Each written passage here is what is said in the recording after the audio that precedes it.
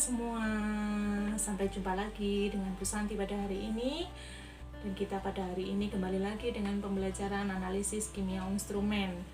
Dan kita tetap pada materi sel volta pada hari ini yang sudah kalian pelajari sebelumnya. Kita sambil mereview mengingat kembali materi yang sebelumnya. Jadi kalian masih ingat tidak? Sel volta itu bisa dalam kehidupan sehari-hari ada apa saja? Ya, sel volta ada di dalam sel baterai, ada pada sel aki sepeda motor kalian. Nah, karena itulah penting sekali kita bisa mempelajari tentang sel volta. Dan tujuan pembelajaran pada hari ini yaitu adalah seluruh siswa diharapkan bisa menuliskan reaksi elektroda dan reaksi sel. Kemudian siswa dapat menghitung potensial sel dan dapat menentukan reaksi spontan dan tidak spontan berdasarkan potensial sel. Saya harapkan pada hari ini kita bisa mencapai tujuan pembelajaran ini. Kalian bisa fokus dan kalian bisa tetap semangat dalam mengikuti pembelajaran ya, meskipun kita masih belum bisa ketemu. Baik, anak-anak, sambil mereview materi yang sebelumnya, semua pasti ingat kan ya? Di dalam sel volta, perubahan energinya yang terjadi di sini adalah terjadi reaksi kimia sehingga bisa menjadi listrik. Kemudian apa sih ciri yang kedua kalau di dalam sel volta? Iya, benar. Jadi yang kedua, reaksi di dalam sel volta itu adalah reaksi yang spontan. Kemudian elektroda negatif dan elektroda positif dalam sel volta ada yang masih ingat tidak? Ya, elektroda positif itu adalah katoda kalau di dalam sel volta. Dan elektroda negatifnya adalah anoda. Ini adalah ciri-cirinya dari sel volta. Semua saya harapkan masih ingat semua ini ya. Kemudian bagian-bagian dalam sel volta ada apa saja? Sebagian tadi sudah Bu Santi sebutkan. Jadi di dalam sel volta yang pertama ada elektrodenya adalah katoda, elektroda positif, kemudian anoda sebagai elektroda negatif, kemudian ada voltmeter yang berfungsi untuk mengukur beda potensial atau tegangan, kemudian ada jembatan garam yang berfungsi untuk menetralkan muatan, dan di sini ada larutan elektrolitnya. Jadi ini adalah bagian-bagian di dalam sel volta. Kemudian bagaimana dengan reaksi elektrodanya? Kalau di dalam katoda terjadi reaksi reduksi. Semua harus ingat ya, reaksi reduksi itu yang seperti apa. Kalian sudah belajar tentang reaksi reduksi dan reaksi oksidasi pada materi yang sebelumnya. Kemudian pada anoda di sini adalah terjadi reaksi oksidasi. Di sini biasanya Bu Santi supaya cepat mengingatnya, biasanya saya singkat dengan karet anoks. Jadi katoda reduksi dan pada anoda terjadi oksidasi. Ini ya contohnya.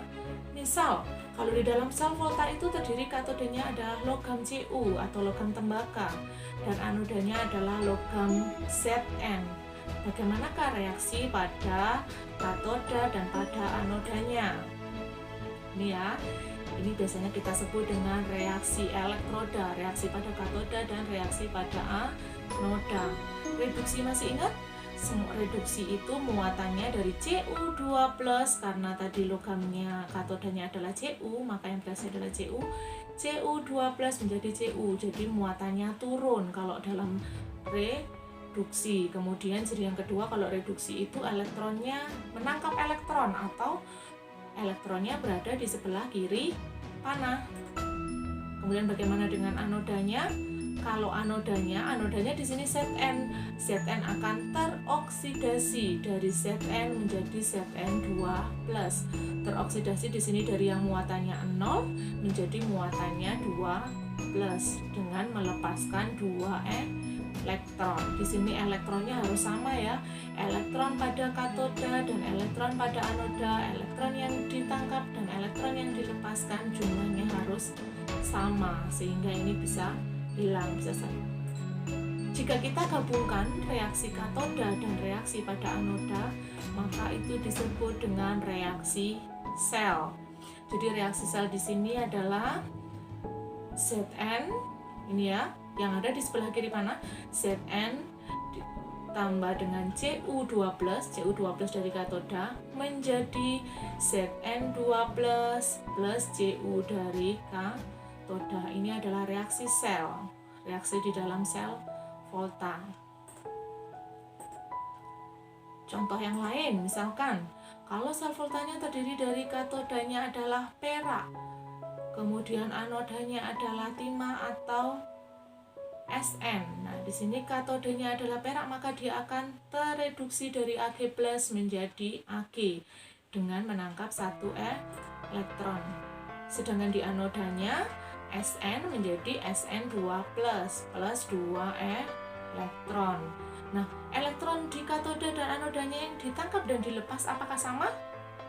Ya, tidak ya. Yang satu adalah menangkap elektron, 1 elektron, dan ini melepaskan 2 elektron, sehingga elektronnya karena tidak sama maka kita harus menyamakan dulu. Bagaimana caranya menyamakan? Menyamakannya dengan mengalihkan reaksi pada katoda supaya sama-sama 2 elektron. Sehingga reaksi pada katoda ini harus kita kalikan 2 menjadi 2Ag+ plus 2 elektron menjadi 2 Ag. Kemudian pada anodanya karena elektronnya sudah sama, jadi dia tetap reaksinya tidak berubah, tidak perlu dikalikan. Sehingga reaksi selnya adalah Sn plus 2 Ag+ menjadi Sn2+ plus 2 Ag. Gimana, kalian semua masih bingung atau tidak? Nanti dengan mencoba, pasti kalian sering berlatih maka akan semakin mahir dalam mengerjakan. Jadi ingat ya kuncinya, elektron yang ditangkap dan elektron yang dilepas harus sama. Supaya menyamakannya maka yang dirubah adalah koefisien reaksinya. Nah, bagaimanakah cara menuliskan notasi sel volta? Ayo, siapa mungkin ada yang masih ingat? Ya, notasi sel volta atau biasanya disebut juga dengan diagram sel volta dapat dituliskan. Yang pertama adalah anodanya apa, logam apa, baru dia akan teroksidasi menjadi apa, kemudian larutan pada katoda, kemudian logam katodanya apa. Contoh, karena di sini adalah anodanya Zn, maka Zn menjadi Zn2+. Karena di katodanya adalah Cu2+ menjadi Cu, maka ini Cu2+ strip Cu. Strip garis 1 ini menunjukkan batas antar fase, artinya ini adalah solid atau padatan, dan di sini larutan. Sedangkan garis 2 di sini ini menunjukkan jembatan garam. Sudah ingat semua ya? Sudah ingat, kita lanjutkan lagi. Contoh nih, soalnya seperti ini. Suatu sel volta terdiri dari logam kalsium atau Ca sebagai anoda dan peraknya sebagai katoda. Berdasarkan data tersebut, kalian diminta untuk menuliskan reaksi elektrodanya, berarti reaksi di katoda dan anoda, kemudian digabungkan menjadi reaksi sel, dan kalian harus menuliskan notasi sel. Nah, kalian bisa mencoba ya. Adalah seperti ini. Reaksi di elektrodanya karena katodanya Ag, maka Ag+ menjadi Ag, tereduksi menjadi Ag. Sedangkan karena anodanya adalah kalsium, maka Ca teroksidasi menjadi Ca2+ plus 2 elektron. Karena elektronnya tidak sama, maka kita harus menyamakan elektronnya, sehingga reaksi selnya menjadi Ca plus 2 Ag+ menjadi Ca2+ plus Ag. Ya. Notasi selnya, karena anodanya adalah Ca, maka Ca menjadi Ca2+. Karena anodanya adalah Ca2, kemudian katodenya adalah Ag+ menjadi Ag, maka di sini tuliskan Ag+ strip 1 Ag. Gimana? Semua sudah paham ya bagaimana menuliskan reaksi elektroda dan bagaimana menuliskan reaksi sel dan notasi selnya. Di sini kalian bisa mencobanya, nanti kalian tulis di buku, kalian kerjakan di buku, kemudian kalian kirimkan di Google Classroom ya. Ini adalah contoh soalnya, soal latihan 1. seperti yang tadi kalian kerjakan yang sebelumnya. Di sini hanya yang membedakan adalah anodenya adalah nikel dan katodenya adalah SN atau timah. Kalian disuruh menuliskan reaksi katoda anoda, reaksi selnya, dan notasi selnya.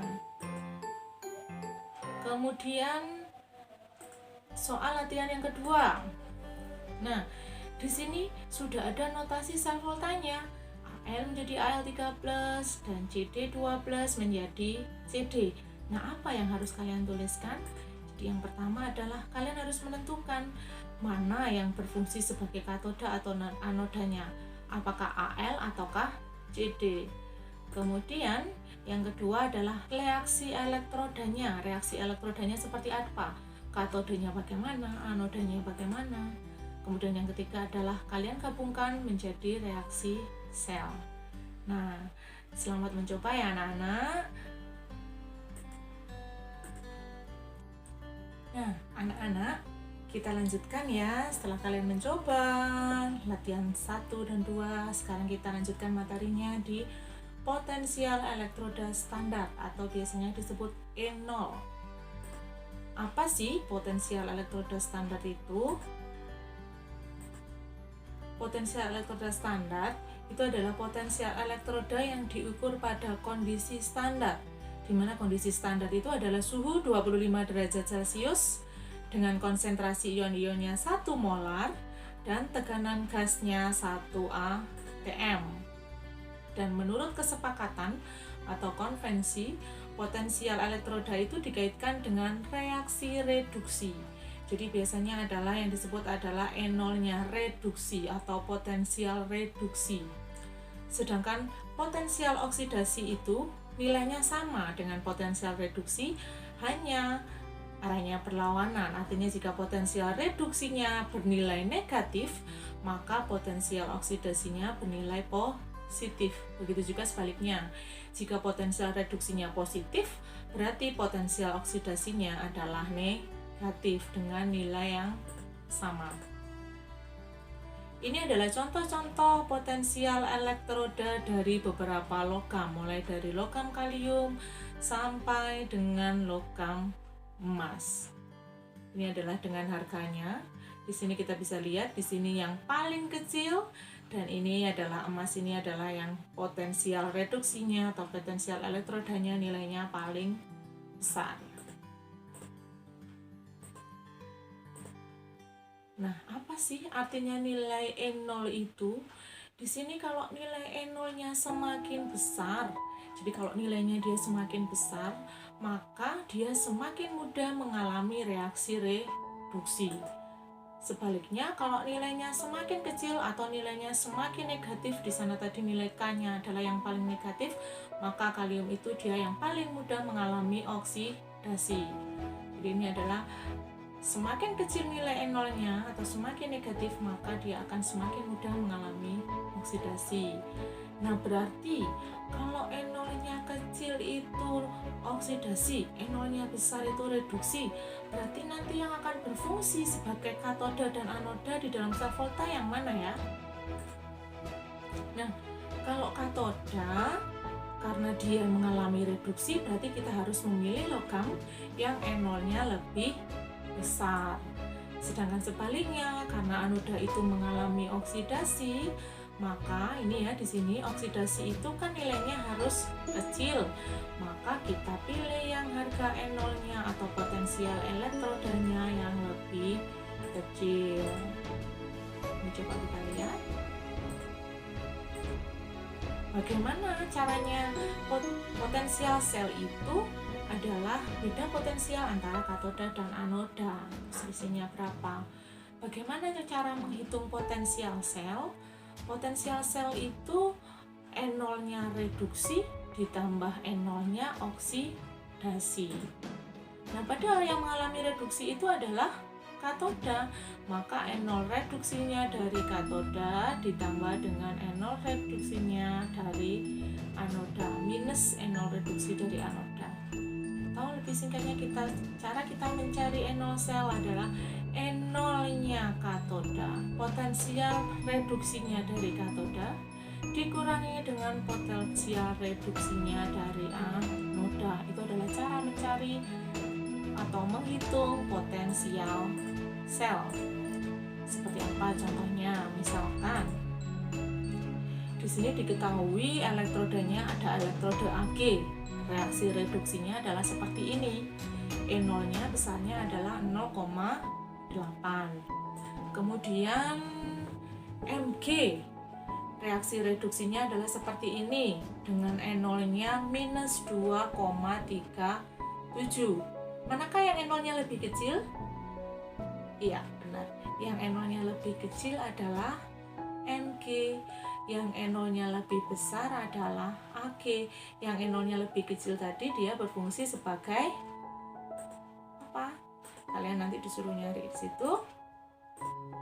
Yang lebih kecil atau yang lebih kecil di sini Mg, maka Ag-nya di sini karena dia besar, dia lebih mudah mengalami reduksi, maka dia berfungsi sebagai katoda. Sedangkan Mg-nya kan nilainya lebih negatif atau lebih kecil, maka Mg-nya menjadi anoda. Baru kita hitung, E0 sel adalah E0-nya katoda dikurangi dengan E0-nya anoda. E0-nya Ag tadi plus 0,8 dikurangi dengan E0-nya Mg min 2,37. Karena minus dengan minus, maka nilainya menjadi positif. Nah, berarti E0 sel dari sel volta tersebut atau potensial sel dari sel volta tersebut sebesar plus 3,17 volt. Kemudian reaksi elektrodenya sama seperti tadi, katoda berarti reaksi reduksi, E0-nya 0,8. Sedangkan anoda berarti reaksi reduksi dari Mg tadi kita balik reaksinya, maka menjadi Mg12 plus 2 elektron. E0-nya yang awalnya minus karena dia adalah reaksi oksidasi, maka E0-nya bernilai positif. Nah, elektronnya harus sama antara katoda dan anoda, maka di katodanya harus dikalikan dengan 2, maka reaksinya menjadi 2 Ag plus 2 elektron menjadi 2 Ag. E0-nya tetap ya, jadi meskipun reaksi pada katoda dikalikan 2, harga E0 itu tetap. Harga E0 tidak terpengaruh oleh koefisien reaksi, meskipun koefisiennya dikalikan 2, dikalikan 3, atau dikalikan berapapun, harga E0 itu akan tetap, jadi dia tidak akan berubah. Sedangkan di anodanya plus 2,37. Nah, ini ya, jadi reaksi selnya sama seperti tadi ya, meskipun dengan cara reaksi, meskipun dengan cara E0 katoda dikurangi dengan E0 anoda, nilainya sama-sama plus 3,17. Nah, sesuai dengan yang tadi, coba kalian kerjakan ya, soal latihan 3. Seperti caranya seperti yang contoh yang sebelumnya Bu Santi berikan. Jadi di sini yang membedakan hanya di sini ada elektrodenya. Kalau tadi ada Ag dan Mg, sekarang ada elektrodenya yang dipakai adalah aluminium dengan nikel. Kalian disuruh menulis notasi selnya, berarti kalian harus menentukan dulu mana katodanya, mana anodanya, sesuai dengan yang tadi. Yang nilainya paling kecil berarti itu yang berfungsi sebagai anoda. Yang nilainya lebih besar berarti dia akan berfungsi sebagai katoda. Kemudian kalian disuruh menentukan potensial selnya, disuruh menuliskan reaksi selnya. Jadi silakan dicoba ya, selamat mencoba ya anak-anak. Kemudian soal latihan 4. Jadi sudah ada latihan 1, 2, 3, dan sekarang yang keempat. Yang keempat di sini kalian dikasih reaksi selnya. CD plus PP2 plus menjadi CD2 plus PP. Kalian disuruh menuliskan notasi sel voltanya seperti apa. Seperti materi yang pertama tadi. Ada reaksi sel, kalian disuruh menuliskan notasi sel. Baru kalian menentukan potensial sel dari sel volta tersebut. Mana yang anodanya? Anoda itu yang ini ya, anoda itu yang mengalami oksidasi, sedangkan katoda yang mengalami reduksi. Tadi kalian bisa tahu apakah PB atau CD yang mengalami oksidasi dan reduksi.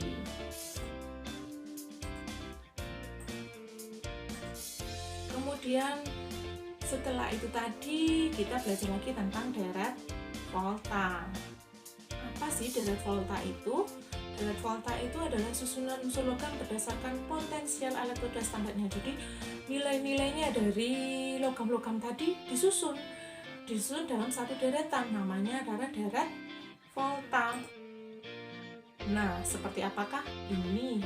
Ini yang dinamakan dengan deret volta, mulai dengan kalium, barium, Ca dan seterusnya sampai dengan emas atau Au. Di dalam sel volta ini memiliki kecenderungan apa? Nah, semakin ke kiri ternyata logam-logam itu sifatnya semakin reaktif. Kemudian harga E0-nya reaktif itu semakin mudah bereaksi ya. Kemudian harga E0-nya bagaimana? Harga E0-nya semakin ke kiri, dia semakin kecil. Kemudian berarti kalau E0-nya makin kecil, seperti yang tadi kita pelajari sebelumnya, berarti dia akan semakin mudah mengalami oksidasi, semakin mudah teroksidasi. Nah, zat yang mengalami oksidasi itu kan namanya adalah reduktor. Berarti semakin ke kiri, sifat reduktornya semakin kuat. Kemudian ke kanan memiliki kecenderungan atau memiliki sifat logam yang berlawanan dengan yang ke kiri. Berarti semakin ke kanan logamnya makin kurang reaktif, artinya dia makin sulit bereaksi. Kemudian harga E0-nya dia semakin besar, kemudian dia makin mudah tereduksi, dan karena dia makin mudah mengalami reduksi maka sifat oksidatornya juga semakin kuat. Jadi ini adalah yang dinamakan dengan deret volta di sini dengan kecenderungan sifat logam seperti yang sudah Bu Canti jelaskan. Ya, anak-anak, itu tadi tentang deret volta dari kecenderungan logam-logam ya. Nah, di sini setelah itu kita belajar tentang kespontanan reaksi. Jadi reaksi itu spontan, kita sudah belajar ya sebelumnya tentang reaksi spontan. Reaksi spontan itu terjadi apabila harga potensial selnya atau E0 selnya bernilai lebih dari 0 atau nilainya adalah positif. Atau bila sesuai dengan deret volta tadi, reaksi spontan itu terjadi jika logam yang di sebelah kiri itu mendesak logam yang ada di sebelah kanan di dalam deret volta. Jadi bisa terjadi reaksi kalau logam yang di sebelah kiri itu mendesak logam yang di sebelah kanan. Tetapi jika logam sebelah kanan tidak dapat mendesak logam yang ada di sebelah kiri di dalam deret volta. Contohnya misalkan reaksi seperti ini. Jadi apakah logam ini ya, tidak bermuatan ini ya, apakah logam ini, logam X bisa mendesak ion Y2+ sehingga terjadi reaksi menjadi X2+ plus Y. Di sini ternyata berdasarkan data harga E0 selnya atau harga potensial selnya itu adalah bernilai positif. Maka dari data tersebut artinya logam X itu dapat mendesak logam Y. Kenapa? Karena di sini dapat dilihat harga E0-nya adalah positif. Jadi harga E0 selnya yang bernilai positif ini menunjukkan reaksi tersebut spontan. Sehingga logam X dalam deret volta itu terletak di sebelah kiri dari logam Y. Karena tadi yang bisa mendesak kan adalah logam yang ada di sebelah kiri. Jika reaksi itu dibalik, Y plus X2+, pasti nanti harga E0 selnya adalah nilainya negatif karena Y itu letaknya di sebelah kanannya X, sehingga pasti reaksi pendesakannya tidak dapat terjadi. Jadi E0 selnya bernilai negatif. Contoh soalnya adalah seperti ini. Berdasarkan deret volta, kalian tentukan reaksi berikut ini merupakan reaksi spontan atau tidak spontan. Ini ya, Al plus Zn2+ menjadi 2Al3+ plus Zn. Apakah logam Al itu bisa mendesak ion Zn2+? Jadi pertanyaannya adalah seperti itu. Apakah AL bisa mendesak logam Zn? Berarti kita harus tahu letak AL dan Zn di dalam deret volta. Nah, ternyata logam AL itu kalau dalam deret volta itu letaknya di sebelah kirinya dari logam Zn. Sehingga karena AL terletak di sebelah kiri logam Zn, berarti AL bisa mendesak Zn. Sehingga reaksi ini adalah reaksi yang spontan. Sedangkan reaksi yang B, Ag, apakah Ag bisa mendesak Ni? Kita lihat di dalam deret volta letak Ag dan Ni. Ternyata di dalam deret volta ini Ag terletak di sebelah kanannya logam Ni. Karena Ag terletak di sebelah kanannya, berarti Ag tidak dapat mendesak ion Ni2+, sehingga reaksi ini adalah reaksi yang tidak spontan. Jadi kalian harus melihat dalam deret volta letak logam ini yang tidak bermuatan ini apakah terletak di sebelah kirinya atau di sebelah kanannya logam dari yang bermuatan ini. Jika dia terletak di sebelah kiri, maka reaksinya adalah reaksi spontan. Jika terletak di sebelah kanan, maka logamnya terletak di sebelah kanannya, maka reaksinya adalah reaksi tidak spontan karena dia tidak dapat mendesak logam tersebut. Nah, sekarang setelah kalian tadi mencoba soal latihan 1, 2, 3, dan 4, sekarang kalian coba soal latihan 5. Kalian coba, apakah reaksi berikut berlangsung spontan atau tidak spontan? Di sini kalian diberi data harga N0, N0-nya Na min 2,71, Zn min 0,76, Sn min 0,14 dan Fe min 0,44. Di sini Na menjadi Na+, Zn2+ menjadi Zn. Apakah reaksi sel ini harga E0 selnya nanti adalah positif atau negatif? Kalau ternyata harganya negatif, berarti reaksinya adalah reaksi tidak spontan. Kalau harga E0 selnya itu bernilai positif, berarti reaksi tersebut adalah reaksi spontan, gitu ya. Jadi di sini kalian harus mencari harga E0 sel, E0 katoda dikurangi dengan E0-nya anoda. Kemudian kalian coba juga soal latihan 6. Suatu sel volta dapat ditulis dengan notasi sel berikut. Sn jadi Sn2+, jembatan garam Pp2+ menjadi Pp. Apakah sel volta tersebut dapat menghasilkan arus listrik? Menghasilkan arus listrik itu artinya reaksinya adalah reaksi spontan, karena sel volta itu kan reaksinya adalah reaksi yang spontan. Jadi artinya apakah sel volta ini nanti memiliki harga E0 sel yang bernilai positif? Kalau dia bernilai positif, berarti sel volta tersebut bisa menghasilkan arus listrik. Namun jika dia bernilai negatif, ternyata harga E0 selnya atau potensial selnya, maka sel volta itu tidak dapat menghasilkan arus listrik. Kemudian